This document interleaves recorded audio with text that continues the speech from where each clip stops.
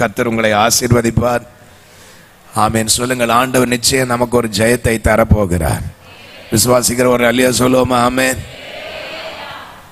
ஒரு கையளவு மேகம் இருந்தால் போதும், தேசத்தில் ஆண்டவர் ஒரு பெரிய எழுப்புதலை கர்த்தர் கொண்டு வருவார். ஆமென்.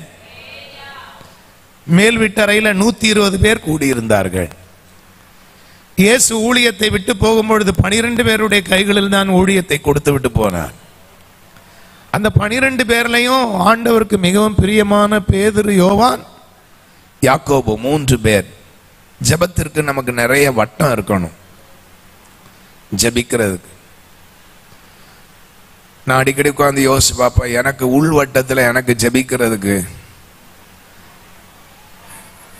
என் மனைவிய மாதிரி எனக்கு உள் வட்டத்தில் யாருமே கிடைக்கல. மனம் திறந்து என் பிரச்சனைகளை பேசக்கூடிய அளவுக்கு மனைவியிட்ட பேச முடியும். என் மனைவி இல்லாத நாட்களில் எங்கள் அம்மாட்ட மனம் திறந்து சில பிரச்சனைகளை ஓரளவுக்கு சொல்லலாம். ஆண்டவருக்கு அடுத்தபடியா அந்த உள் வட்டத்தில் இருக்கிற அந்த 3 பேர் மிகவும் முக்கியமானவர்கள் ஜெபத்தில். உங்களுக்கு ஜெபிப்பதற்கு ஜெப பங்காளர்கள் அவசியம். கோல் சொல்றவங்க, குறை சொல்றவங்க, புறங்கூறுகிறவங்களோட சேர்ந்து நம்ம ஜெபிக்க முடியாது. நம்பிக்கையானவங்களை கண்டுபிடிக்கணும். உங்க வாழ்க்கையில நல்ல ஜெபிக்கிற சபை விசுவாசிகளை கண்டுபிடிச்சு இந்த இடத்துல ஆண்டவர் நல்ல இடத்தை கொடுத்திருக்கிறார். வானம் இந்த இடத்தில் திறந்து இருக்கிறது. ஒரு எளிய சொல்லுவோமா? ஆமென்.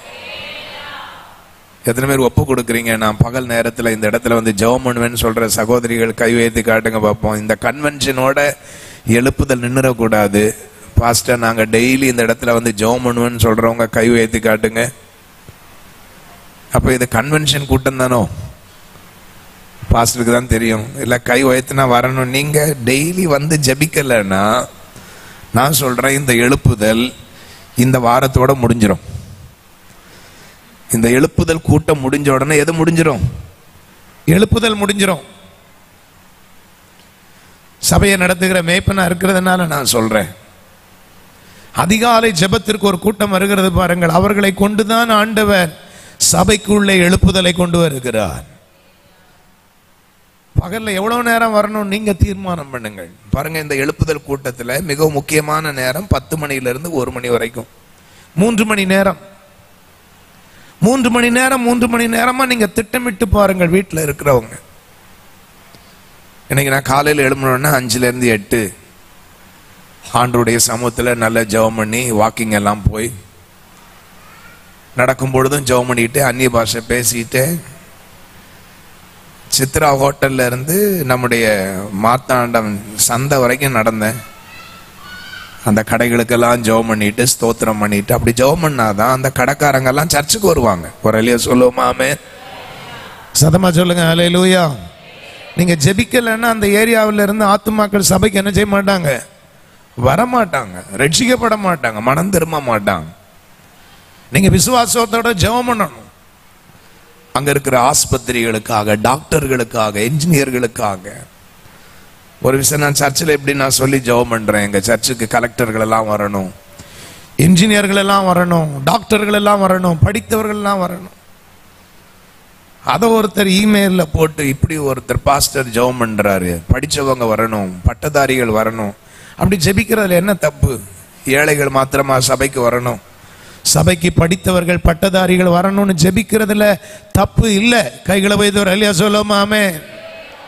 ஐஏஎஸ் அதிகாரிகள் வரணும்னு ஜெபம் பண்ணணும்.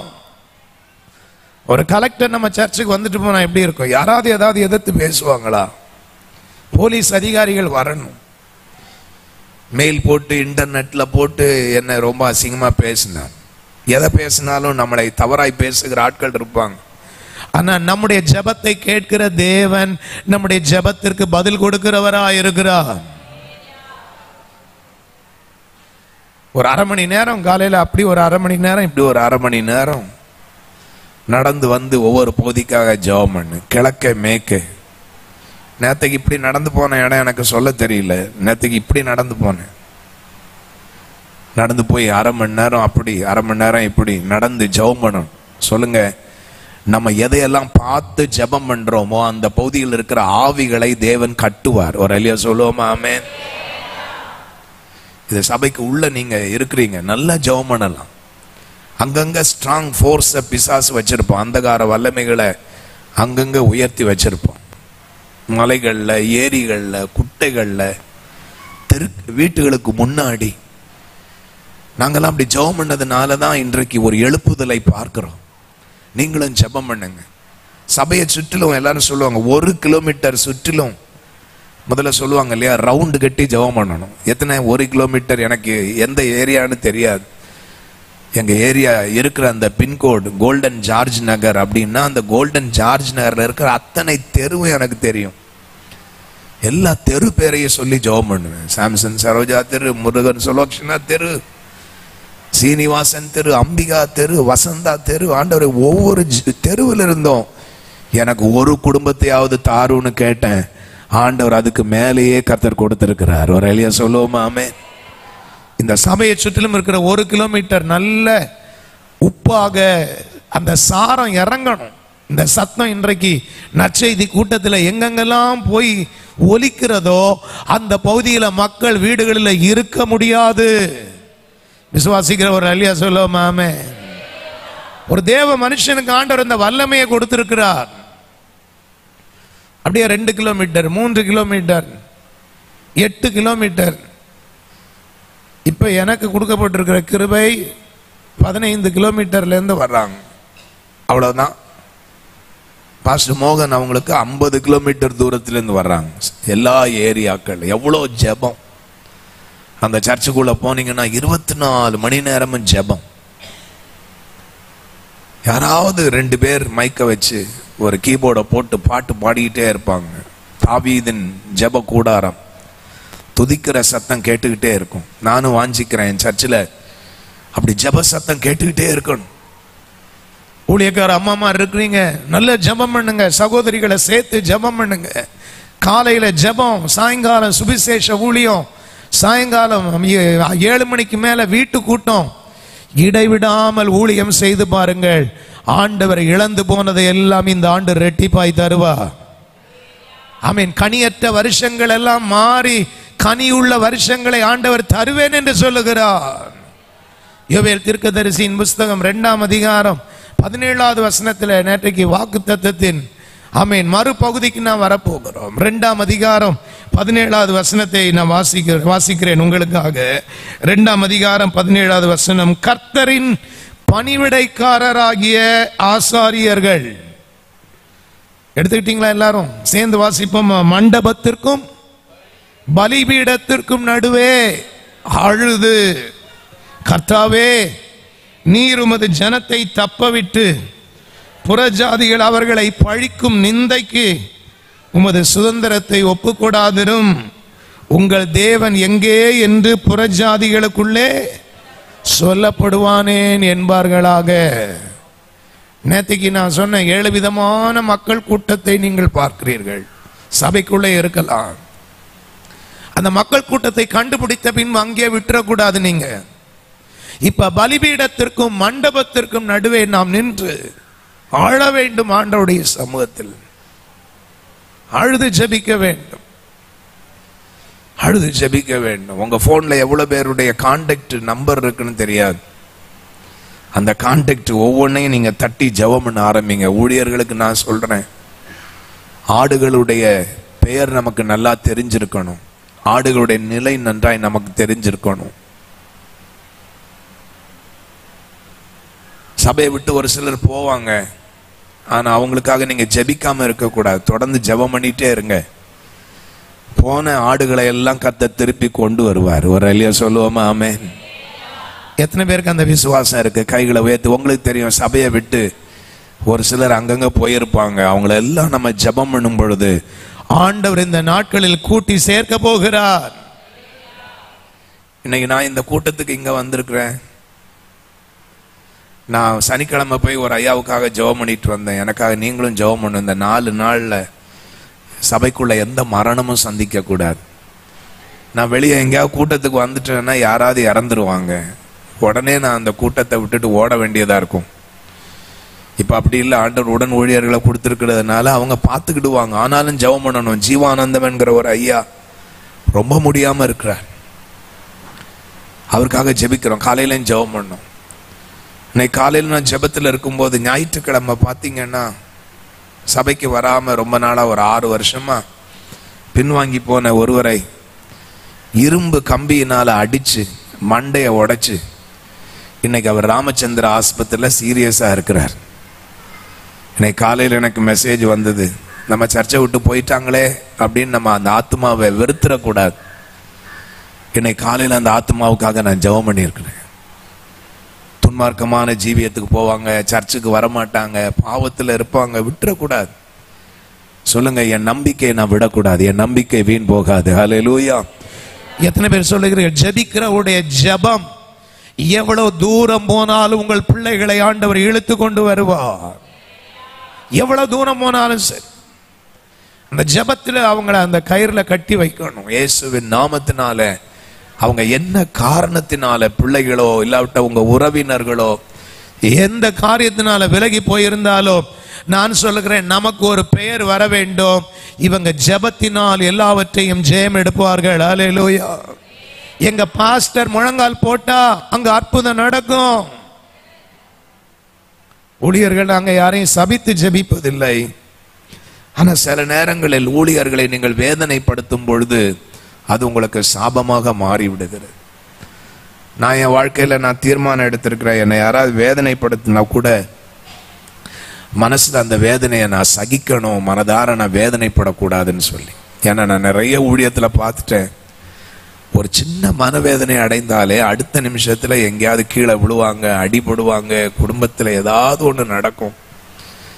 அதனால உங்களை நடத்துகிறவர்கள் துக்கப்படும் விதத்தில் நீங்கள் நடக்கவே கூடாது.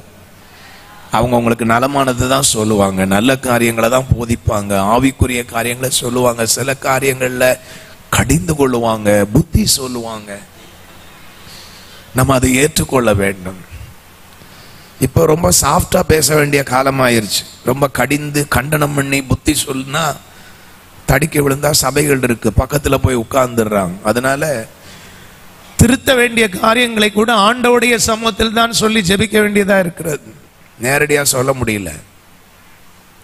ஆண்டவர் நேரடியா பலிபீடத்திலிருந்து பேசினா கூட என்ன நினைக்கிறாங்க, பாஸ்டர் எங்களை பார்த்து தான் பேசினார் அப்படின்னு நினைக்கிறாங்க. வீடு சந்திக்கும் பொழுது சில காரியங்கள் நீங்கள் பகிர்ந்து கொண்டிருப்பீர்கள்.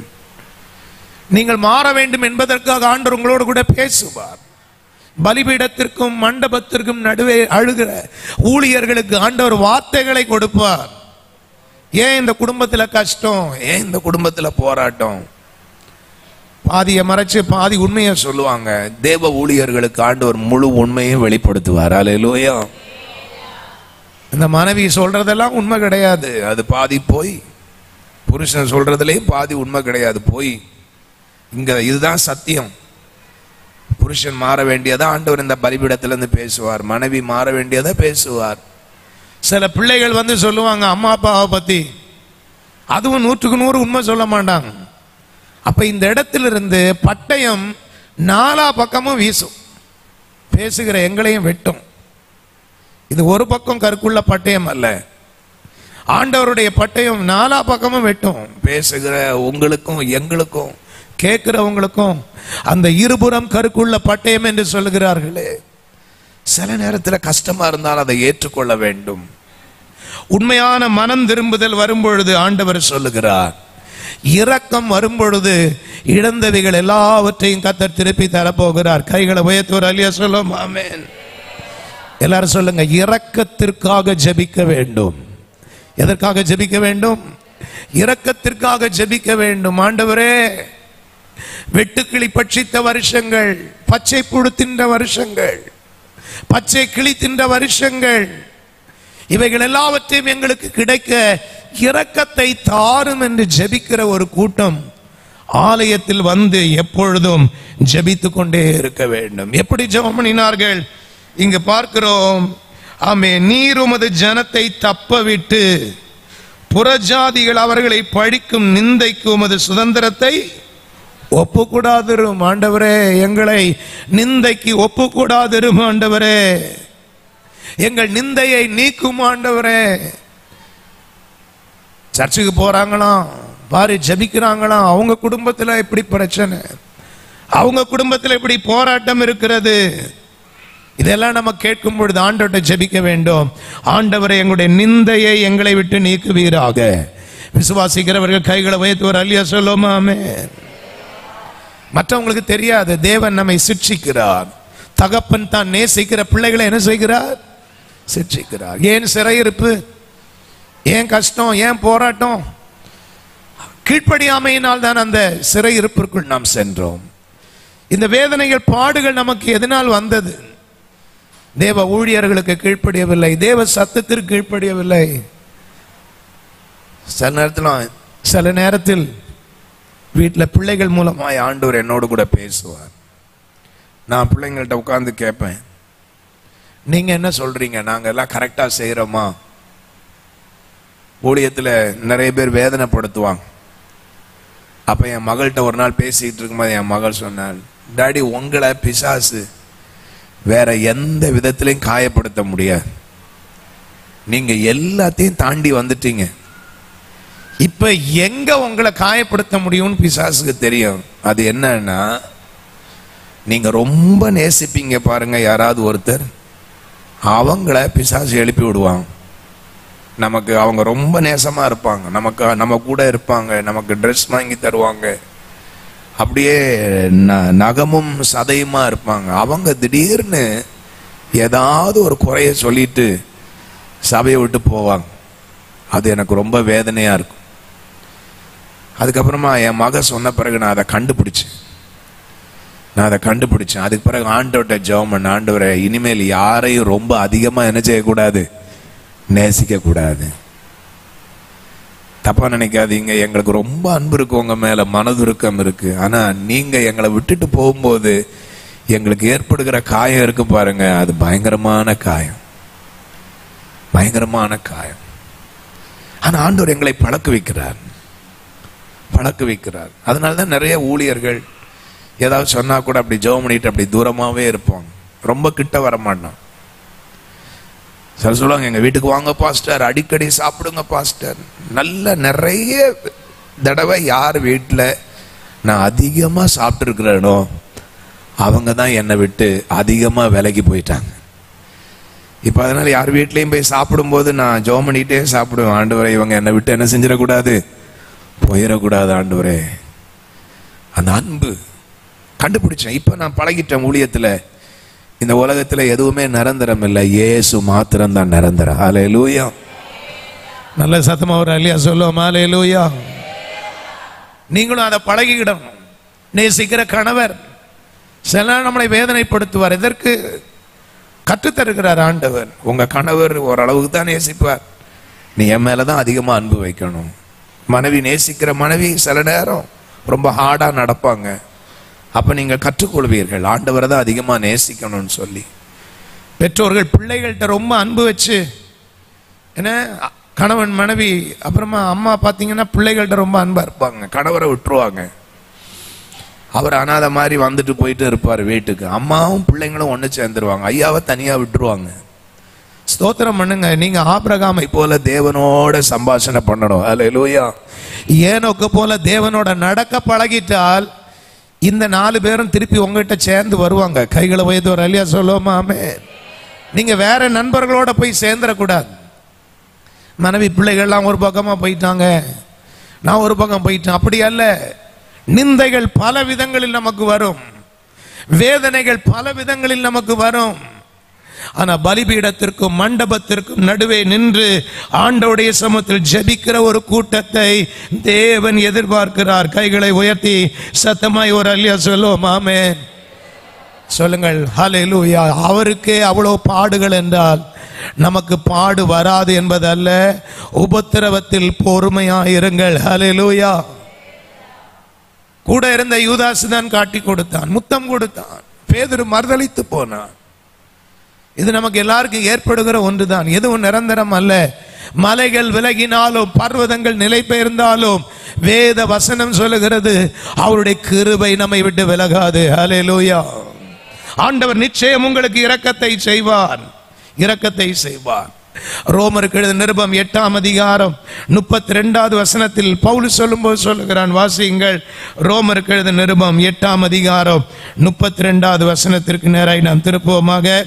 ரோமர் 8:32. நானே மைக்ல யாராவது வாசிட்டீங்கன்னா நல்லா இருக்கும். யாராவது ஒருவர் ஆமென் ஹalleluya ஹோலி லேண்ட் டிவில அது செல்கிறபடினால் மைக்ல வாசிட்டீங்கன்னா நல்லா இருக்கும். 32வது வசனம். தம்முடைய சொந்த குமாரன் என்றும் பாராமல், நம்முடைய சொந்த குமாரன் என்றும் பாராமல், நம் எல்லாருக்காகவும் அவரை ஒப்பு கொடுத்தவர், அவரோட கூட மற்ற எல்லாவற்றையும் நமக்கு அருளாதிருப்பது எப்படி? அவரையே ஒப்பு கொடுத்தாரு. அப்புறமா நீங்க கேட்கிற காரியத்தை அவர் எப்படி செய்யாமல் இருப்பார்? ஒரு அல்லையா சொல்லுவோமா? ஆமென். எத்தனை பேருக்கு அந்த விசுவாசம் இருக்கு? நான் கேட்கிற காரியத்திற்கு ஆண்டவர் நிச்சயம் பதில் கொடுப்பார் என்று விசுவாசிக்கிறவர்கள் ஒரு அல்லையா சொல்லுவோமா? ஆமென். என் குடும்பத்தில் ஆண்டவர் சமாதானத்தை தருவார். பிரிந்த குடும்பத்தை ஆண்டவர் சேர்த்து வைப்பார். குழந்தை பாக்கியம் இல்லாதவர்களுக்கு ஆண்டவர் நிச்சயம் இந்த ஆண்டு குழந்தை பாக்கியத்தை கொடுப்பார். கைகளை தட்டி ஆண்டவருக்கு நன்றி செலுத்துவோமாக. குடிகார கணவர் நிச்சயம் மனம் திரும்புவார். ஆண்டவர்கிட்ட ஜெபம் பண்ணுங்க. ஆண்டவரே, என் நிந்தையை என்னை விட்டு நீக்கும் ஆண்டவரே, என் நிந்தை என்னை விட்டு நீக்கும் ஆண்டவரே. என்னை துன்பப்படுத்துகிறார்கள், நிந்திக்கிறார்கள். குடும்பத்தை நடத்துகிற புருஷர்கள் ஜெபம் பண்ணி குடும்பத்தை நடத்துங்க. ஏன்னா எல்லா பழியும் சில நேரம் உங்க மேல வந்து நிற்கும் குடும்பத்தை நடத்துறதுல. ஆமா, இன்னைக்கு அம்மாமார் நிறைய பேர் வேலைக்கு போக ஆரம்பிச்சிட்டாங்க. நிறைய பேர் ஸ்கூட்டி ஓட்டுறாங்க, கார் ஓட்டுறாங்க, எல்லாம் நல்லதுதான். ஆனா குடும்பத்தை நடத்துறது ஆவியானவரா இருக்கணும். ரெண்டாவது, குடும்பத்தை நடத்துறது புருஷர்களா இருக்கணும். கைகளை உயர்த்தவர் அல்லையா சொல்லுவோமா? ஆமென். அந்த ஆளுகையை மாத்திராதீங்க. அம்மாமார்கிட்ட எல்லாம் அன்பா கேட்கிறேன், பாஸ்டர் அவர் தலையா இருந்தா நான் ஏன் இப்படி இருக்கிறேன் அப்படின்னு சொல்லி நீங்க வீட்டுல சண்டை போடாதீங்க. தலை கெட்டு போனாலும் அவருக்காக ஜெபம் பண்ணுங்க. அடி வாங்கினாலும் அவருக்காக ஜெபம் பண்ணுங்க. உதைச்சாலும் ஜெபம் பண்ணுங்க. ஆண்டவர் அதைத்தான் நம்ம கற்றுக் கொடுத்திருக்கிறார். தாழ்மை உள்ளவனுக்கு கர்த்தர் கிருபை கொடுக்கிறார். உடனே அவரை தள்ளி விட்டுட்டு போய் இன்னொரு கல்யாணம் பண்ணலாம். அங்க போனா இதை விட மோசமா இருக்கும். வீட்டுக்கு வீடு என்ன இருக்கான்? வாசப்படி. சில சொல்றாங்க இதை காட்டுலாம் பக்கத்து வீடு ரொம்ப நல்லா இருக்கும் அப்படின்னு. அங்க அப்படித்தான் தெரியும். ஆனா அங்க உள்ள போய் பார்த்தாதான் தெரியும் அங்க என்ன பிரச்சனை இருக்குன்னு சொல்லி. ஆண்டவர் உங்களுக்கு கொடுத்திருக்கிற கணவர் தங்கமான கணவர். ஒரு அல்லேலியா கூட இல்லையே, ஒரு அல்லேலியா கூட இல்லை. நான் சொல்லக்கூடாது இல்ல, நீங்களே சொல்லியிருக்கணும். எனக்கு கொடுத்திருக்கிற கணவர் தங்கமானவர்னு சொல்றவங்க மாத்திரம் 2 கை உயர்த்தி ஒரு அல்லையா சொல்லுங்கள். வீடியோ இருந்தா எடுத்து வச்சுக்கிடுங்க. சொல்லாதவங்க வீட்டுல இன்னைக்கு வீட்டுல போய் அவங்க அங்க இருந்து உடனே பார்த்தாங்க அவங்கள, என் மனைவி சொல்றாளா அப்படின்ட்டு. என்ன குடும்பத்துல ஒருவர் பாராட்டணும். அப்ரிசியேஷனே கிடையாது, பாராட்டுதலே கிடையாது. எப்படி குடும்பம் சந்தோஷமா இருக்கும்? ஒரு மாதிரி உருன்னு இருக்கக்கூடாது. நான் வீட்டுக்குள்ள போனா, நான் வீட்டுல பாஸ்டரா இருந்தானா என் பிள்ளைங்க எல்லாம் என்னை வெறுத்துருவாங்க. நான் வீட்டில் போனால் சில நேரம் தப்பாக நினைக்காதீங்க, இங்கே இருக்கிற பரிசுத்தவான்கள். நான் வீட்டில் போனால் சில நேரம் பிள்ளைகளோட ஷட்டில் விளையாட போவேன், டென்னிஸ் விளையாட போவேன். சிலதெல்லாம் நம்ம பாவம் என்று நினைக்கிறோம். அப்படி அல்ல. பிள்ளைகளோட விளையாடுவது பாவம் அல்ல. ஈசாக்கு தன் மனைவியோட விளையாடி கொண்டிருந்தான்னு பைபிளே சொல்லுது. கைகளை உயர்த்தவர் அல்லையா சொல்லுவோமா? ஆமென். ரொம்ப பரிசுத்தம்னு சொல்லி எப்பவும் முழங்காலே நின்று ஸ்தோத்திரம் பண்ணிட்டு இருக்கவும் கூடாது. பேலன்ஸ்டா இருக்கணும். அதனாலதான் இன்னைக்கு நிறைய குடும்பத்துல சண்டை. கணவன் மனைவிக்குள்ள சண்டை வருவதற்கு காரணமே அதுதான். ஆண்டவர் குடும்ப வாழ்க்கையில் உங்களை ஈடுபடுத்தி இருப்பார் என்றால், குடும்ப வாழ்க்கையில் இருக்கிற நிந்தை இன்றைக்கு நீங்க வேண்டும். இந்த வீட்டில் இனிமேல் சண்டையின் சத்தமே கேட்காது என்று சொல்லுகிறவர்கள் கைகளை உயர்த்தி ஒரு அல்லையா சொல்லுங்களாமே. அப்படின்னா இதுவரைக்கும் சண்டையின் சத்தம் கேட்டிருந்தா நீங்க இன்னையிலேருந்து ஜெபம் பண்ணணும், கேட்கவே கூடாது ஆண்டவரேன்னு சொல்லி. அப்படின்னா மற்ற வீட்டுக்கு நமக்கு என்ன வித்தியாசம் இருக்கிறது? இயேசு வந்த வீட்டில் சந்தோஷம் உண்டு, இயேசு வந்த வீட்டில் சமாதானம் உண்டு. இரக்கத்திற்காக ஜெபிக்க வேண்டும். ரெண்டாவது, நீங்க எதுக்காக ஜெபம் பண்ணணும்? உண்மையான மனம் திரும்புதலுக்காக ஜெபம் பண்ண வேண்டும். எல்லாரும் எழுதி வச்சுக்கிடுங்க. எதுக்காக ஜெபம் பண்ணணும்? உண்மையான மனம் திரும்புதல், போலியான மனம் திரும்புதல் அல்ல, உண்மையான மனம் திரும்புதல் தேவை. அதைத்தான் இந்த அதிகாரத்தில் நம்ம வாசிக்கிறோம். யோவேல் தீர்க்கதரிசியின் புஸ்தகம் 2ஆம் அதிகாரம் 17வது வசனத்தில் நாம் வாசிக்கிறோம். ஆண்டவரே, எங்களுக்கு நீர் உண்மையாகவே நீர் கிருபை செய்ய வேண்டும், இரக்கம் காண்பிக்க வேண்டும் என்று தேவனுடைய சமூகத்தில் ஆசாரியர்கள் மன்றாடி நாம் ஜெபிக்கிறதை பார்க்கிறோம். உன் தேவன் எங்கே என்று அந்நியர்கள் சொல்வானேன். எங்கள் தேவன், எங்களுடைய தேவன் எங்களோடு கூட இருக்கிறார். எங்களுடைய நிந்தனைகளை அவர் மாற்றி இருக்கிறார். வல்லமையான ஜெபத்தின் மூலமாக ஆண்டவர் உங்கள் குடும்பத்திற்குள்ளே ஒரு பெரிய எழுப்புதலை கர்த்தர் கொடுக்க போகிறார். அவருடைய நாமம் உயர்த்தப்பட போகிறது. ஒரு அல்லேலூயா சொல்லுவோமா? ஆமென். தேவனுடைய வல்லமையை நீங்கள் வெளிப்படுத்தி காண்பிப்பீர்கள். அதைத்தான் ஆண்டவர் சொல்லுகிறார். ஆமென். ஹல்லேலூயா. 18வது வசனத்தில் நாம் வாசிக்கிறோம், அப்பொழுது கர்த்தர் தமது தேசத்திற்காக அவர் என்ன செய்வாராம்? வைராக்கியம் கொண்டு தமது ஜனத்தை என்ன செய்வாராம்? கடாட்சிப்பார் என்று சொல்லப்பட்டு நாம் ஜெபிக்கும் பொழுது தேசத்திற்காக வைராக்கியம் கொள்ளுகிற ஒரு தேவன் இருக்கிறார். நம் ஆண்டவருடைய சமூகத்தில் 2ஆம் அதிகாரம் 27வது வசனத்திலே நாம் வாசிக்கிறோம், நான் இஸ்ரவேலின் நடுவில் இருக்கிறவர் என்றும் நானே உங்கள் தேவனாகிய கர்த்தர், வேறொருவர் இல்லை என்றும் அறிந்து கொள்வீர்கள். என் ஜனம் ஒரு பொழுதும் வெட்கப்பட்டு போவதில்லை. கைகளை வைத்து ஒரு அல்லேலூயா சொல்லுவோம். ஆமென். சத்தமாய் சொல்லுங்கள். ஹல்லேலூயா. ஆண்டவர் நம்மை வெட்கமடைய விடமாட்டார். தேவன் யார் என்பதை ஆண்டவர் நிரூபித்து காண்பிப்பார். நிந்தித்தவர்களுக்கு முன்பதாக, ஆமென், பரிகாசம் பண்ணினவர்களுக்கு முன்பதாக, யாரெல்லாம் உங்களை ஓரம் கட்டினார்களோ அவர்களுக்கு முன்பதாக ஆண்டவர் யார் என்பதை அவர் நிரூபித்து காண்பிக்க போகிறார். நானும் தேவனும் என்னோடு கூட இருக்கிற ஆண்டவர் உலகத்தில் இருக்கிற சாத்தானை காட்டிலும் அவர் பெரியவராயிருக்கிறார். ஹல்லேலூயா. நமக்கும் தேவனுக்கும் இடையே ஒரு நல்ல உறவு ஏற்பட்டிருக்கிறது. கரங்களை தட்டி ஆண்டவருக்கு நன்றி செலுத்துவோம். நிந்தையை மாற்றுகிற இயேசு நம் முன்னே இறங்கி வந்திருக்கிறார். இறங்கி வந்திருக்கிறார். இறங்கி வந்திருக்கிறார். பாவம் செய்தவர்களே நம்மை குற்றம் சாட்டுகிற உலகத்தில் நாம் வாழ்கிறோம். தவறு செய்தவர்களே நம்மை குற்றப்படுத்துவார்கள். தவறு செய்துவிட்டு குற்றப்படுத்துவார்கள். ஆனால் ஆண்டவர் சொல்லுகிறார், உங்களில் பாவம் இல்லாதவன் முதலாவது என்ன செய்ய கடவன்? கல்லறிய கடவன். நீங்க ஆண்டவருடைய பாதத்தில் வந்து விழுந்து விட்டால் ஆண்டவர் சொல்லுகிறார், ஹல்லேலூயா, இனிமேல் நீ பாவம் செய்யாதே. ஹல்லேலூயா. இதுவரைக்கும் இருந்ததெல்லாம் ஆண்டவர் மன்னித்து விடுகிறார். ஹல்லேலூயா. ஆண்டவர் சொல்லுகிறார், இனிமேல் தகப்பன் வீட்டிற்கு வந்து விட்டீர்கள். ஆண்டவர் ஒரு பெரிய விருந்தை ஆயத்தம் பண்ணுகிறார். விசுவாசிக்கிறவர்கள் ஒரு அல்லேலூயா சொல்லுவோம். ஆமென். கடந்த கால வாழ்க்கையை மறந்து விடுங்கள். கடந்த கால வாழ்க்கையை மறந்து விடுங்கள். ஆன்லைன்ல கூட அந்த சகோதரி கேட்டுக்கிட்டு இருக்கலாம், கணவர் இறந்து விட்டார், 2 பிள்ளைகளோட மெட்ராஸ்க்கு வந்தாங்க, பாரம்பரிய சபையை சார்ந்தவங்க, எப்படி ஆண்டவர் அவங்கள கொண்டு வந்து எங்க சபையோட கனெக்ட் பண்ணாங்கன்னு தெரியாது. சின்ன சின்ன பிள்ளைகள், 2 பிள்ளைகள், இளம் வயதுல கணவர் இறந்துட்டாங்க. ரொம்ப அழகா இருப்பாங்க. சென்னை பட்டணத்துல பெண்கள் விதவைகள் ஆகிட்டா பரிசுத்தமா அழுவது ரொம்ப கடினம். அவங்க சொன்ன சாட்சி, ஒரு சபையை ஆண்டவர் எதுக்காக வைத்திருக்கிறார்? சபை என்பது ஒரு அடைக்கல பட்டணம். ஒரு அல்லேலூயா சொல்லுவோமா? ஆமென். நீங்க சபைக்குள்ள வந்துட்டீங்க, ஒரு நல்ல மேய்ப்பர் உங்களுக்கு இருக்கிறார், நல்ல ஆலோசனை சொல்ற இடம், நல்ல சத்தியத்தை போதிக்கிற இடமா இருந்தா நீங்க வழி தவறி போகவே மாட்டீர்கள்.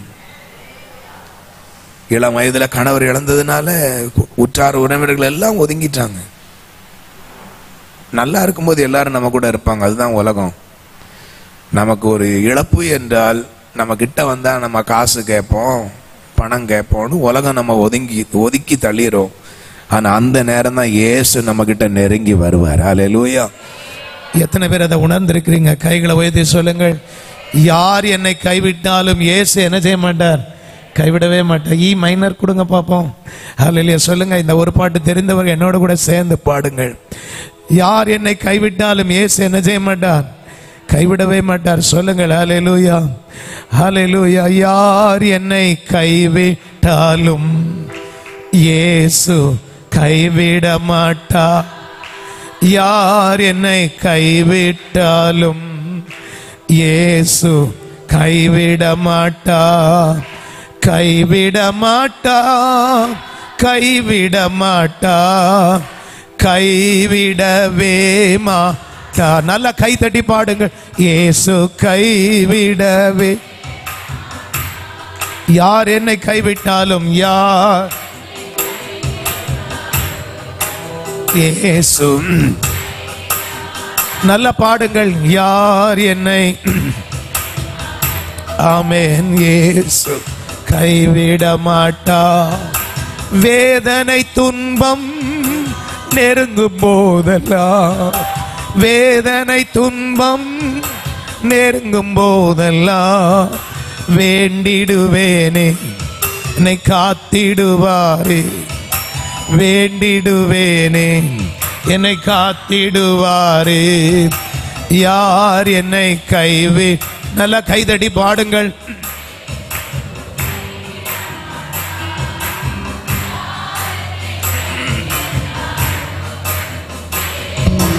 கைவிட மாட்டா, கைவிட மாட்டா, கைவிட மாட்டா, கைவிடவே மாட்டா. இயேசு கைவிடவே மாட்டா. சத்தமா ஒரு அல்லியா சொல்லுமாமே. விசுவாசத்துல பிள்ளைகளை படிக்க வைத்தாங்க. நான் ஜீவனுள்ள சாட்சி, இதெல்லாம் நான் சொல்றதெல்லாம் பொய் அல்ல. பிள்ளைகளை படிக்க வச்சாங்க, பரிசுத்தமா வாழ்ந்தாங்க, பெண்களோட சேர்ந்து நல்ல ஊழியம் செய்வாங்க. வெள்ளிக்கிழமை, அப்பெல்லாம் வியாழக்கிழமை பெண்கள் ஆராதனை, தவறாமல் என் மனைவி நடத்துகிற அந்த பெண்கள் ஆராதனைக்கு வருவாங்க. சத்தியத்தை கேட்டாங்க. சத்தியத்தை அறிவீர்கள், சத்தியம் உங்களை விடுதலை. ஒரு வாழ்க்கை போதும் பாஸ்டர். ஏன்னா சின்ன வயசுல இன்னொரு இப்போதான் டைவர்ஸ்ட் ஆனவங்களுக்கு உடனே கல்யாணம், இதெல்லாம் இன்னைக்கு எனக்கு வேண்டாம். அந்த வாழ்க்கை, அந்த பிள்ளைகளுக்காக வாழ்ந்தார்கள். மகளை படிக்க வச்சாங்க, மகனை படிக்க வச்சாங்க, இன்ஜினியரிங் படிக்க வச்சாங்க. எப்படின்னு தெரியாது. ஆண்டவர் எப்படி தேவைகளை சந்தித்தார் என்று எனக்கு தெரியாது. ஆண்டவரை நம்பினாங்க, படிக்க வச்சாங்க. இன்னைக்கு பையன் சவுதியில் வெளிநாட்டில் இருக்கிறான். எங்க சர்ச்சினுடைய கீபோர்ட் அந்த மகன் வாங்கி கொடுத்தது. ஒரு அலியா சொல்லுவோமா? ஆமே. சதமா ஒரு அலியா சொல்ல. ஹல்லேலூயா. முதல் மாத சம்பளம் 80,000 ரூபா. அப்படியே கொண்டு வந்து கீபோர்டு வாங்கி கொடுத்தாங்க. சர்ச்சில் இருக்கிற பிள்ளையோட கூட நல்ல திருமணம் நடந்தது. 2 பிள்ளைகளோட இன்னைக்கு சவுதியில் சந்தோஷமா மகன் அங்கே இருக்கிறான், மகள் இங்கே தான் கன்னியாகுமரியில் இருக்கிறான். மருமகன் ஐடி படித்தவர் திருவனந்தபுரத்தில் வேலைக்கு போகிறாரு, வர்றாரு. இப்படி நான் சொல்லுவேன், எண்ணற்ற மக்கள் ஆசீர்வாதம் பெற்றிருக்கிறார்கள். கர்த்தரை நம்பினவர்கள் ஒரு நாளும் வெட்கப்பட்டு போவதே இல்லை. ஹல்லேலூயா. கைகளை தட்டி ஆண்டவருக்கு நன்றி சொல்ல. விதவைகளை கைவிடாத தேவன் ஒருவர் இருக்கிறார். கைகளை தட்டி ஆண்டவருக்கு நன்றி சொல்லுவோம். திக்கற்ற பிள்ளைகளுக்கும் விதவைகளுக்கும் அவர் சகாயராய் இருக்கிறார். ஆண்டவர் சொல்லி இருக்கிறார், நான் உங்களை திக்கற்றவர்களாக விடேன் என்று சொல்லி இருக்கிறார். நீங்க ஆண்டவருடைய பாதத்துல உடைந்து ஜெபிக்க கற்றுக்கொள்ள வேண்டும். மனுஷனை நம்பி மனுஷன் போய் பிரச்சனையை சொல்லிட்டு இருக்க கூடாது. யோவான் எழுதின சுவிசேஷம் 12ஆம் அதிகாரத்தில் வாசிக்கிறோம். அந்த விலையேற பெற்ற பரிமள தைலத்தை அவள் ஆண்டவருடைய பாதத்தில் கொண்டு வந்து என்ன செய்தாலாம்? உடைத்தாள், ஊற்றினாள், தலைமயிரினால் தொடைத்தாள். இது எதை காண்பிக்கிறது? ஆண்டவர் மேல் அவள் வைத்திருந்த அன்பை காண்பிக்கிறது. உடையணும் ஆண்டவருடைய சமூகத்துல. நான் சாட்சி சொன்னா வசனத்தை விட்டுருவேன். ஆண்டவர் நிறைய சாட்சிகளை என் மனதில் ஞாபகப்படுத்திக்கிட்டே வருகிறார். மெட்ராஸ்க்கு வந்து நம்ம ஊரு பிள்ளை தான் லவ் பண்ணி ஒருவரை கல்யாணம் பண்ணி, அவன் பயங்கரமா ஜிம் பாடி பில்டிங் எல்லாம் பண்ணி டிஷர்ட் எல்லாம் போட்டு பயங்கரமா ஆள் இருக்கிற பார்த்து கல்யாணம் பண்ணான். குழந்தை பிறந்ததுமே 6 மாசத்துல அந்த பிள்ளைய அடிச்சு சித்திரவதை செய்ய ஆரம்பிச்சிட்டான். இப்போ எங்க சர்ச்சு பரவாயில்ல, கொசு கிடையாது. அந்த நாட்களில் ஷெட்டில் இருந்தப்ப காலையில பார்த்தா, விடிய காலை 5 மணி ஜெபத்துக்கு பார்த்தா ஒரு பிள்ளை கேட்ல 6 மாத குழந்தையோட உட்கார்ந்து இருக்கிறா. என்னம்மான்னு கேட்டா, என் வீட்டுக்காரர் என்னை வீட்டில் இருந்து அடிச்சு விரட்டிட்டான். நம்ம கன்னியாகுமரியில் இருக்கிற பிள்ளைகளுக்கு நான் சொல்றேன், மெட்ராஸில் படிக்க வந்தீங்கன்னா படிச்சுட்டு பத்திரமா ஊருக்கு வந்து சேர்ந்துடணும். அம்மா அப்பாவுக்கு கீழ்ப்படிஞ்சு அம்மா அப்பா பார்க்குற பிள்ளைகளை கல்யாணம் பண்ணி வாழணும். இப்படி நல்லா அழகா இருக்கிறான், நல்ல கூலிங் கிளாஸ் போட்டிருக்கிறான், புல்லட்ல வர்றான், இப்படி எல்லாம் பார்த்து அழகையிலையும் ஆள் தோற்றத்திலேயே விழுந்தீங்கன்னா அநேகருடைய நிலைமை இன்னைக்கு எப்படித்தான் இருக்கு.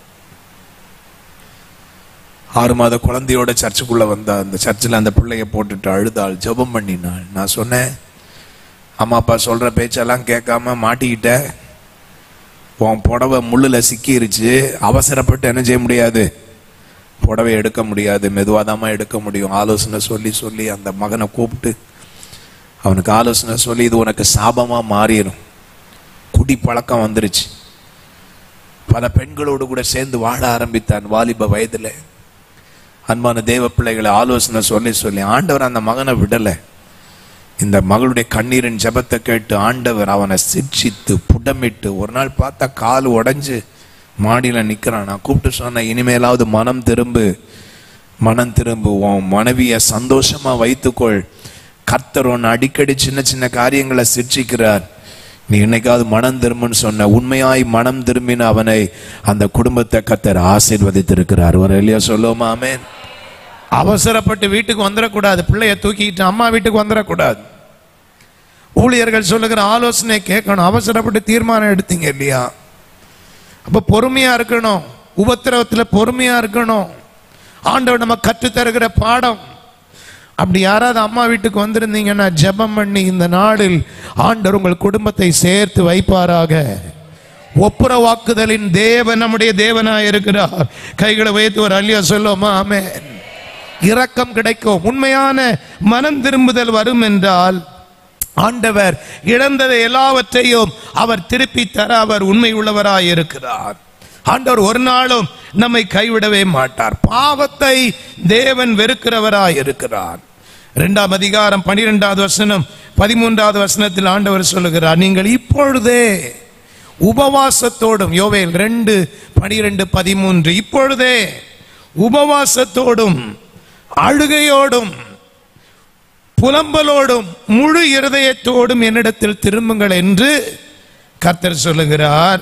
13வது வசனத்தில், நீங்கள் உங்கள் வஸ்திரங்களை அல்ல, எல்லாரும் வாசியுங்கள், உங்கள் இருதயங்களை கிழித்து உங்கள் தேவனாகிய கர்த்தரிடத்தில் திரும்புங்கள்.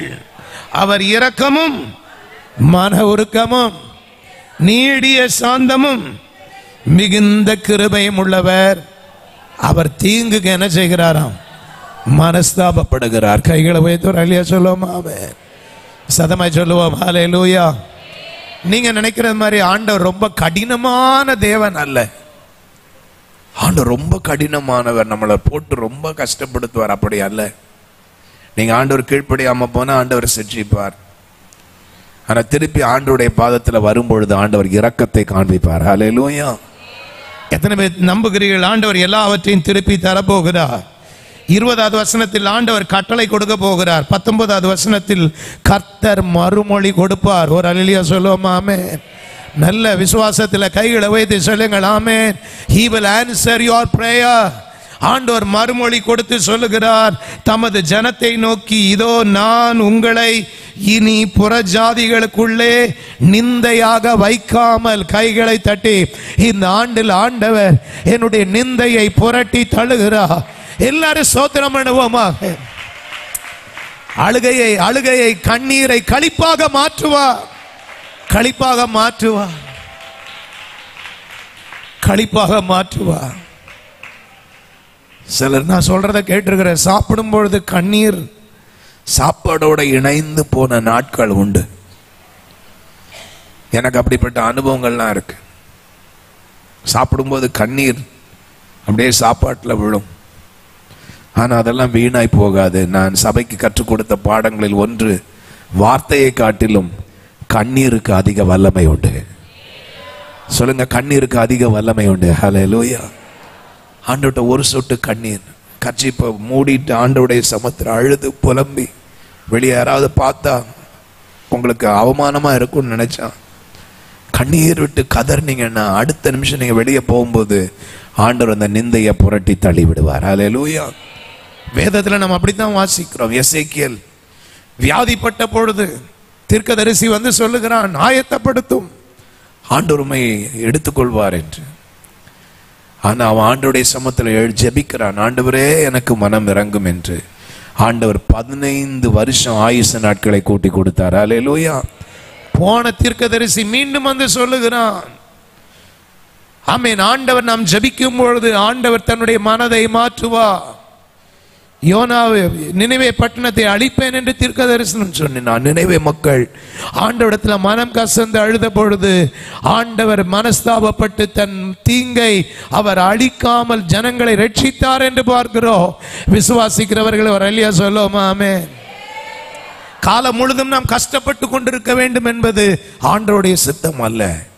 இரக்கத்தை ஆண்டவர் காண்பிப்பார். மீண்டும் இழந்ததை எல்லாம் கர்த்தர் திருப்பி தரப்போகிறார். இந்த ஆண்டு நாம் விசுவாசிப்போம், ஆண்டவர் இழந்ததை எல்லாவற்றையும் கர்த்தர் எனக்கு திருப்பி கொடுக்க போகிறார். ஹல்லேலூயா. இருதயத்தை கிழித்து ஆண்டவரிடத்தில் மனம் திரும்புவோமாங்க. ஆண்டவர் சில நேரத்தில் நம்மளை உடைப்பார். நம்ம எல்லாம் சாதாரணமான ஆட்கள் இல்லை. என்ன நான் சொல்றேன், நான் சாதாரணமான ஆட்கள் அல்ல. என்னை வழி நடத்தின பாஸ்டர் என்னை பார்த்து சொன்னார், நீ ரொம்ப சென்சிட்டிவா இருக்கிற ஜிகில் அப்படின்னா. எனக்கு கோபம் மூக்கில் தான் வரும். எல்லாரும் மூக்கை தொட்டு பாருங்க, கோபம் சிலருக்கு எங்க வரும்? மூக்கில் வரும். சிலருக்கு கோபம் வந்தா காது என்ன செய்யும்? ஆட ஆரம்பிக்கும். சாது மிரண்டால் கோபப்படுத்திடாதீங்க மேல இருக்கிறவங்கள. கோபம் வந்துருச்சுன்னா கட்டுப்படுத்த முடியாது. ஆண்டவர் என்னை உடைச்சார், உடைச்சிக்கிட்டே இருக்கிறார், இன்னும் உடைப்பார். என் மூத்த பிள்ளைய இருக்கும்போது பார்த்தீங்கன்னா பயங்கரமா கோவப்பட்டு அடிச்சிருக்கேன். ஆனா அதுக்கப்புறமா ஒரு ரியலைசேஷன் வந்துட்டேன், பிள்ளைகளை அடிக்கிறதுனால ரொம்ப என்ன செய்ய மாட்டாங்க, திருந்த மாட்டாங்க. அவங்க ரொம்ப ரிபலியஸா மாறுவாங்க. 2வது மகள் ஒரு அடி கூட வாங்கினதே இல்லை. அதனால மூத்தவ எப்போதுமே சொல்லுவா, நான் முதல்ல பிறந்ததுனால தான் ரொம்ப கஷ்டப்பட்டேன் அப்படின்னு சொல்லுவான். ஆனா அவ இன்னைக்கு சரியா இருக்கிறதுனால தங்கச்சி அவ ஒழுங்கா வளர்க்குறா. கைகளை உயர்த்துற இல்லையா சொல்லுவோமா? ஆமென். நான் சொல்ல வேண்டிய புத்திமதியெல்லாம் யார் சொல்லி கொடுத்துருவா?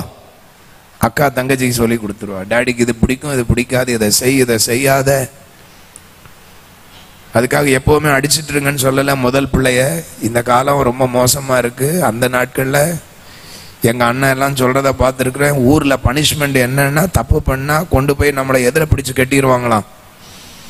சொல்லுங்க, அந்த பனிஷ்மெண்ட மீர் இருக்கிற அந்த மரத்துல பிடிச்சு கொண்டு போய் என்ன செஞ்சிருவாங்களாம்?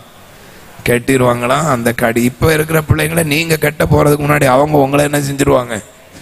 பிடிச்சு கட்டிடுவாங்க. ரொம்ப நீங்க அந்த காலத்தையே நினைச்சிட்டு இந்த காலத்துல பிள்ளைங்களை இருந்தீங்கன்னா பிள்ளைங்களை இழந்துருவீங்க.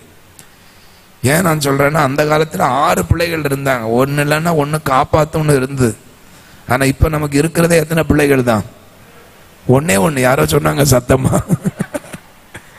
ஒன்னே ஒண்ணு, கண்ணே கண்ணு அப்படின்னு வச்சிருக்கிறோம். அதனால இழந்துடாதீங்க பிள்ளைகளை. நான் அடிபட்டதுனால நான் சொல்றேன்.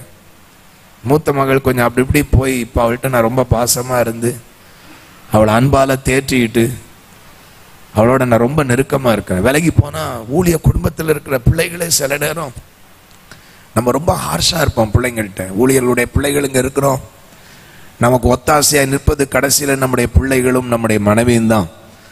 நம்ம ஸ்தாபனத்துல இப்போ திருமணம் செய்யலான்னு சொல்லி கொண்டு வந்ததுக்காக கர்த்தருக்கு ஸ்தோத்திரம். ஒரு இல்லையா சொல்லுவோமா? ஆமென். திருமணம் செய்யாமல் அழைப்பு பெற்று ஊழியம் செய்வது ஸ்லாக்கியம் தான். நான் அதுக்கு எதிரியே கிடையாது. ஏன்னா கல்யாணம் ஆனவங்க மனைவி எப்படி பிரியப்படுத்தணும், பிள்ளைகளுடைய காரியம் இது அதெல்லாம் இருக்கும். ஆனா அதெல்லாம் இல்லாம ஆண்டவரோட நேரடியா இருக்கிறவங்க பாக்கியவான்கள். ஆனா குடும்பத்தை நடத்துறவங்களுக்கு குடும்பத்தை நடத்துறது எப்படின்ற சொல்ற ஆலோசனை உங்களுக்கு சபையிலேருந்து வரும். அதை கேட்டு நட. பிள்ளைகளை நடத்தினதுனால சொல்றோம், கடைசி காலத்தில் இருக்கிற பிள்ளைகளுக்கு அன்பாதான் புத்திமதி சொல்லணும். ஹல்லேலூயா. பக்கத்துல போய் படுத்து தலைமுடியெல்லாம் தடவி மக்களே அப்படின்னு சொல்லி நம்ம ஒரு பாஷையில சொல்லணும்னா மோளேன்னு சொல்லி அதுக்கு பிறகுதான் அவள்கிட்ட மெதுவா பேசினா நம்ம எதிர்பார்க்கிற காரியம் நடக்கும். கைகளை உயர்த்துற இல்லையா சொல்லுவோமா? ஆமென். நான் மாறி இருக்கிறேன், நான் மனம் திரும்பி இருக்கிறேன். கோபக்காரனுக்கு தோழன் ஆகக்கூடாது. யாராவது கோபக்காரன் இருந்தா அவனோட ஃப்ரெண்ட்ஷிப்பே வைக்காதீங்க. ஏன்னா கோபம் ஒரு வீட்டை அழித்து விடும். கோபம் இருக்கக்கூடாது. சாந்த குணமுள்ளவர்கள் பாக்கியவான். நானும் 34 வருஷமா ஜெபம் பண்றேன் சாந்த குணத்துக்கு, இன்னும் எனக்கு வரலை. எல்லாரும் சர்ச்சில் சொல்லுவாங்க நான் ரொம்ப சாந்தமா இருக்கிறேன்ட்டு. ஆனா யாராவது பாவம் செஞ்சாங்க அப்படின்னா, ஒழுங்கினமான காரியம் சர்ச்சில் பார்த்தேன்னா எங்கேருந்து கோபம் வரும்னு தெரியாது. ஆனா இப்ப கட்டுப்படுத்தினேன். ரொம்ப இளம் ஊழியர்கள் கூட இருக்கும்போது சில தவறுகள் எல்லாம் செய்யும்போது கட்டுப்படுத்துறேன். ஏன்னா இழந்துடக்கூடாது.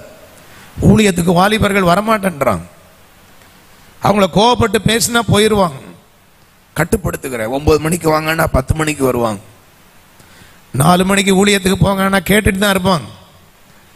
4 மணிக்கு ஊழியத்துக்கு போங்கன்னா 5 மணிக்கு தான் போவாங்க சாயங்காலம். பொறுமையா தான் இருக்கணும். ஏன்னா இன்னைக்கு ஊழியத்துக்கு வர்றதுக்கு ஆட்கள் இல்லை. இருக்கிறவங்களை வைத்து எப்படியாவது ஊழியம் செய்யணும். 9 மணி வரைக்கும் ஏரியாவில் ஊழியம் செய்யுங்கன்னா 8:30 மணிக்கே வந்துருவாங்க, 8 மணிக்கே வந்துருவாங்க. நிறைய அட்ஜஸ்ட் பண்ணணும் தேவ ராஜ்யத்தில். ஆனா பரிசுத்தத்தில் அட்ஜஸ்ட் பண்ணக்கூடாது. பாவத்தை பாவம்னு கண்டிக்கிற கூடிய அந்த தைரியத்தை கர்த்தர் நமக்கு கொடுத்திருக்கிறார். ஒரு இல்லையா சொல்லுவோமா? ஆமென். எல்லாரும் கை வைத்து சொல்லுவேன். நான் மனம் திரும்பணும்னு சொல்றவங்க கைகளை வைத்து ஒரு சின்ன ஜெபம் பண்ணுங்க. வீட்டில் அதிகமா பேசுறவங்களா இருந்தா சொல்லுங்க, ஆண்டவரே உண்மையான ஒரு மனம் திரும்புதலை எனக்கு நீர் தருவீராக. ஆண்டவர் அந்த மனம் திரும்புகிற இருதயத்தை கர்த்தர் உங்களுக்கு தருவாராக. அப்படி நீங்கள் உண்மையாய் மனம் திரும்புவீர்கள் என்றால் ஆண்டவர் உங்களுக்கு கொடுக்கிற ஆசீர்வாதம். யோவேல் தீர்க்கதரிசியின் புஸ்தகம் 3ஆம் அதிகாரம் 17வது வசனத்திற்கு வாருங்கள். என் பரிசுத்த பர்வதமாகிய சீயோனிலே வாசியுங்கள் வாசமாயிருக்கிற நான், மைக்ல வாசிக்கிட்டோம். என் பரிசுத்த பர்வதமாகிய சீயோனிலே பரிசுத்த பர்வதமாகிய சீயோனிலே வாசமாய் இருக்கிற நான் உங்கள் தேவனாகிய கர்த்தர் என்று அப்பொழுது அறிந்து கொள்வீர்கள். அப்பொழுது எருசலேம் பரிசுத்தமாய் இருக்கும், அந்நியர் இனி அதை கடந்து போவதில்லை. அக்காலத்தில் பர்வதங்கள் திராட்சை ரசம் பாருங்கள். இப்ப நீங்க இழந்த ஆசீர்வாதங்களை எல்லாம் ஆண்டவர் திருப்பி கொடுக்க போகிறார். ஹல்லேலூயா. அப்பொழுது பர்வதங்கள் திராட்சை ரசத்தை பொழியும், மலைகள் பாலாய் ஓடும், யூதாவின் ஆறுகள் எல்லாம் பிரவாகித்து ஓடும். ஒரு ஊற்று கர்த்தருடைய ஆலயத்திலிருந்து புறப்பட்டு சித்திம் என்னும் பள்ளத்தாக்கை நீர் பாய்ச்சலாம். கைகளை தட்டி ஆண்டவருக்கு நன்றி செலுத்துவோமா எல்லாரும்? ஹல்லேலூயா. வறட்சி எல்லாம் மாற போகிறது. எல்லா சத்தமாய் ஒரு அல்லேலூயா சொல்லும். ஹல்லேலூயா. We are blessed people. We are blessed people. ஆவியானவர் சொல்லுகிறார், வனாந்தரம் எல்லாம் செழிப்பாய் மாற போகிறது. அது எப்ப மாறும் தெரியுமா? உண்மையான மனம் திரும்புதல் வரும் பொழுது. ஆண்டவர் சொல்லுகிறார், பரிசுத்த நாளை நியமியுங்கள், உபவாசத்தை கூட்டுங்கள். ஆசாரியர்களே, பலிபீடத்திற்கு மண்டபத்திற்கு நடுவே நின்று அழுங்கள். ஊழியத்தில் அதிகமான நேரம் ஜெப நேரமாய் மாறட்டும். தேவனுடைய சமூகத்தில் நம் அன்றாடி ஜெபம் பண்ணுவோமாக. மீண்டும் மீண்டும் ஆண்டவர் ஞாபகப்படுத்துகிறார். சபையில் ஒரு நோட்டு இருக்கட்டும். விசுவாசிகளுடைய பேர், அவங்களுடைய ஊர், முழு அட்ரஸை எடுத்து வைக்காதீங்க, போன் நம்பர் எடுத்து வைக்காதீங்க. நான் செய்யறத நான் சொல்றேன். 5454 பேருக்காக நான் ஸ்தோத்திரம் பண்ணணும். எவ்வளவு பேருக்காக? 5454 பேர். கூடிட்டே போகுது. ஒரு குடும்பத்துக்கு 4 பேர். 2452 குடும்பத்தினர் சபையில சேர்க்கப்பட்டிருக்கிறார்கள். ஆனா எல்லாரும் இருக்கிறாங்கன்னு பாத்தீங்கன்னா இப்ப இருக்கிற இடம் பத்தாது எனக்கு. வருவாங்க போவாங்க. ஆனா நான் எல்லாருக்காக ஜெபம் பண்ணிட்டே இருக்கேன், ஸ்தோத்திரம் பண்ணிட்டே இருக்கேன். ஏன்னா மெட்ராஸ் அப்படித்தான். வருவாங்க, டிரான்ஸ்ஃபர் ஆகி வருவாங்க, படிப்பாங்க, பிள்ளைங்க படிச்சு முடிச்ச உடனே கல்லூரி பிள்ளைங்க போயிடுவாங்க. இங்க மாதிரி நிரந்தரமா மக்கள் தங்கி இருக்கிற மக்கள் அங்க இருக்க மாட்டாங்க ரொம்ப. ஆனா நான் எல்லாருக்காக ஜெபம் பண்றேன். புது ஆத்துமாக்கள் வருவாங்க, டிரான்ஸ்ஃபர் கிடைக்கும், போகும். ஆனா எல்லாருக்காக நான் ஸ்தோத்திரம் பண்றேன். போகிற வருகிற இடங்கள்ல ஸ்தோத்திரம் பண்ணுகிறேன். அந்த ஸ்தோத்திர ஜெபம் மக்களுக்கு விடுதலை கொண்டு வர. ஹல்லேலூயா. நிறைய ஊழியர்கள் பின்னாடி இருக்கிறாங்க. நம்ம காலையில ஆண்டவருடைய சமத்துல முழங்கால நின்று மக்களுக்காய் செய்கிற ஸ்தோத்திரம் சபைக்கு ஆசீர்வாதத்தை கொண்டு வர. ஹல்லேலூயா. ஆரோனை காட்டின ஆண்டவர் அதற்காகத்தான் வைத்திருக்கிறார். கைகளை நீட்டி ஆராதனை முடியும் பொழுது உங்களை ஆசீர்வதிக்கிறாரு. கர்த்தர் உங்களை ஆசீர்வதித்து காக்க கடவர். கர்த்தர் தம்முடைய முகத்தை பிரசன்னமாக்கி உங்கள் மேல் கிருபையாய் இருக்க கடவர். அந்த ஆசீர்வாதத்தை நீங்க வாங்கணும். ஏன்னா அவங்க தேவனோடு கூட நெருங்கி வாழ்வதற்காக பிரித்தெடுத்திருக்கிறார் ஆண்டவர், பிரதிஷ்டை செய்திருக்கிறாங்க. அவங்க ஜெப நேரம் அதிகமா ஆண்டவரோட இருக்கு, தேவனோட உறவாடுகிறார்கள். அவங்களோட உங்களோட ஐக்கியம் இருக்கணும். சொல்லுங்க, ஆண்டவரோட ஐக்கியம் இருக்கணும். இரண்டாவது, சபையின் மேய்ப்பர்களோடு நமக்கு நல்ல ஐக்கியம் இருக்க வேண்டும். ஹல்லேலூயா. கனெக்ஷன் இருக்கணும். ஊழியர்கள் நான் சொன்னேன் இல்லையா, உங்களை விட்டு கொஞ்சம் தூரமாக தான் இருப்போம், ஆனால் நீங்கள் நெருக்கமாக வரணும். ஜெபம் பண்ணுங்க. எங்களுக்கு வீட்டுக்கு வாங்க, எங்கள் வீட்டுக்கு வாங்க பாஸ்டர். வருஷத்தில் ஒரு தடவையாவது ஆசாரருடைய கால்கள் உங்கள் வீட்டில் படும்பொழுது உங்கள் வீட்டில் இருக்கிற சாபங்கள் எல்லாம் நீங்கும். ஹல்லேலூயா, ஆமென், ஹல்லேலூயா. ஊழியக்காரிகள் எனக்கு நல்லா ஞாபகம் இருக்கு. கிருபாசனத்தில் இருந்த நாட்களில் பாவம் பயங்கர ஒரு அந்த சாரி வாங்கி எத்தனை வருஷம் இருக்கும்னு தெரியாது. இப்பெல்லாம் புதுசாக கட்டிட்டு இருக்கீங்க, வெள்ளையா இருக்கு. அந்த வெள்ளை சாரி பழுப்பு கலர்ல மாறி இருக்கும். காலில் செருப்பு இருக்காது. ஏன்னா ஒரு பைபிளையும் எடுத்துட்டு அப்படியே நடந்து வருவாங்க. ஏன்னா வேடச்சேரியில இறங்கி ஆதம்பாக்கத்துக்கு நடந்து வருவாங்க. நடந்து வரும்பொழுதே இடுப்புல கையை பிடிச்சிட்டு தான் வீட்டுக்குள்ள வருவாங்க. வந்து எங்க அம்மாட்ட சொல்லுவாங்க, கிண்டி அம்மா நான் சாப்பிட்டு 3 நாள் ஆச்சு அப்படின்வாங்க. நான் இதை கேட்டுக்கிட்டே இருப்பேன். நாங்களே ஒரு ஓலை வீட்டில் இருக்கோம், மிகவும் வறுமை.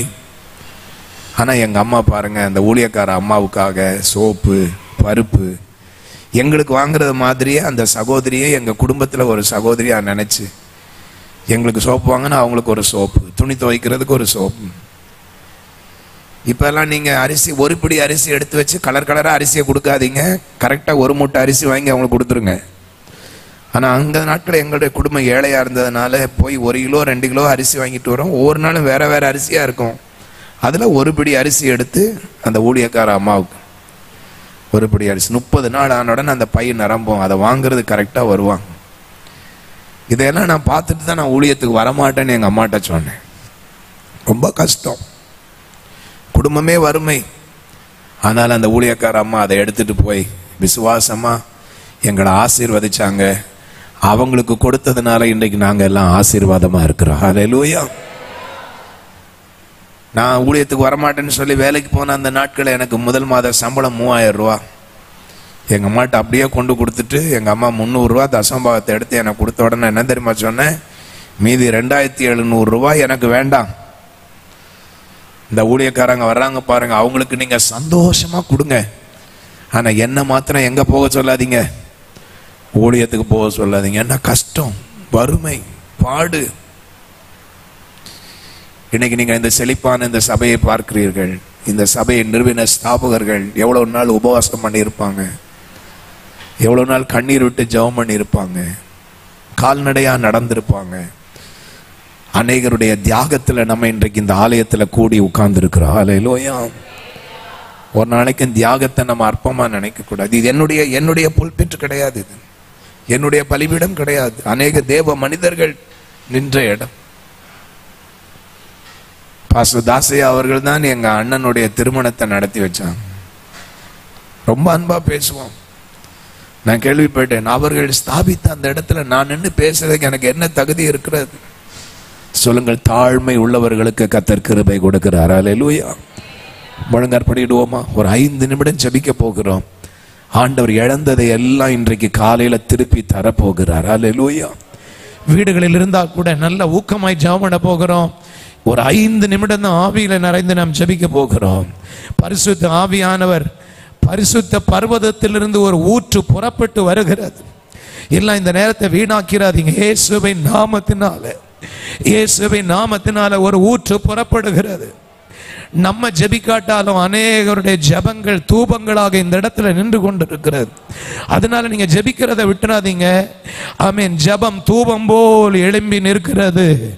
உங்க வீட்டுக்கு மேல ஜெபம் எப்பொழுது நிற்கிறது? ஐயா, ஐயா ஜெபிக்கிறத விட்டுறாதீங்க. இயேசுவே இயேசுவே என்று கூப்பிடுகிற அந்த சத்தம் தேவனுடைய சன்னிதானத்தில் போய் எட்டி இருக்கிறது. நல்ல கரங்களை தட்டி ஆவியிலே நிறைந்து அந்த பரிசுத்த ஆவியானவர் அந்த ஜெயத்தை கொடுக்க போகிறார். ஒரு ஊற்று புறப்பட போகிறது. அடுத்த ஒரு 2 நிமிடத்தில் ஆண்டவர் எல்லாருடைய வீடுகளையும் ஆவியினால் நிரப்ப போகிறார். வறுமை மாறப்போகிறது. ஒரு செழிப்பை தேவன் கட்டளையிடுகிறார். எல்லாரும் பரிசுத்த ஆவியாருடைய வல்லமை இந்த 2வது நாள் கூட்டத்தில் காலை நேரத்தில் ஆவியானவரே நீர் இறங்கி கிரியை செய்வீராக. ஒரு ரபா ஷியந்த ரபா நல்ல பேசுவோமாக. ஆண்டுடைய வல்லமை இறங்கி வருகிறது. அவருடைய அபிஷேகம் இறங்கி வருகிறது. அவருடைய கிருபை இறங்கி வருகிறது. நதியை போல் ஆண்டவர் இறங்கி வருகிறார். ஹல்லேலூயா. நீங்கள் ஆசீர்வதிக்கப்பட்டவர்கள். நீங்கள் ஆசீர்வாதமாக இருக்க போகிறீர்கள். எல்லாம் விடாதீங்க. இன்னும் 2 நிமிஷம். ஆசீர்வாத மழை இறங்கட்டும் ஆண்டவரே. ஆசீர்வாத மழை இறங்கட்டும் அப்பா. ஹல்லேலூயா. நல்ல ஆவியிலே நிறைந்து சொல்லுவோம். ஹல்லேலூயா. ஏ தேவ ஆவியானவர் என்னை நிரப்பிக் கொண்டிருக்கிறார். ஹல்லேலூயா. ஹல்லேலூயா. சொல்லுங்கள், ஆண்டவரே என்னை நீ நிரப்பிக் கொண்டிருக்கிறேன். ஒரு அக்கினி உங்கள் மேல் வந்து விழுகிறது. ஒரு தேவ அக்கினி உங்கள் மேல் வந்து விழுகிறது. ஹல்லேலூயா. உன்னதத்திலிருந்து ஒரு தேவ பலன் இந்த காலை நேரத்தில் இறங்கி வருகிறது. ஒரு ரபா ஷியந்த ரபா லத ரபா. ஹல்லேலூயா. திக்கற்ற பிள்ளைகளுக்கும் விதவைகளுக்கும் நான் சகாயராய் இருக்கிறேன். நீ அனாதே என்று சொல்லாதே, திக்கற்றவள் என்று சொல்லாதே. நான் உனக்கு துணை நிற்கிறேன். ஹல்லேலூயா. ஹல்லேலூயா. சொல்லுங்கள், ஆமென். ஆண்டவர் என்னை நிரப்பிக் கொண்டிருக்கிறார். எல்லாரும் மாலையில் இன்னும் 1 நிமிடம் கூட ஆண்டவருடைய வல்லமை இறங்கி வரட்டும். இயேசுவின் நாமத்தினால் இப்பொழுது ஜெயம் இறங்கட்டும் ஆண்டவரே. ஜெயம் இறங்கட்டும். இயேசுவின் நாமத்தினாலே ஒரு வல்லமையை உம்முடைய சபைக்குள்ளே நீர் ஊற்றி கொண்டிருக்கிறீர். அதற்காக ஸ்தோத்திரம் ஆண்டவரே. உம்மை நாங்கள் நன்றியோடு கூட ஸ்தோத்தரிக்கிறோம் அப்பா.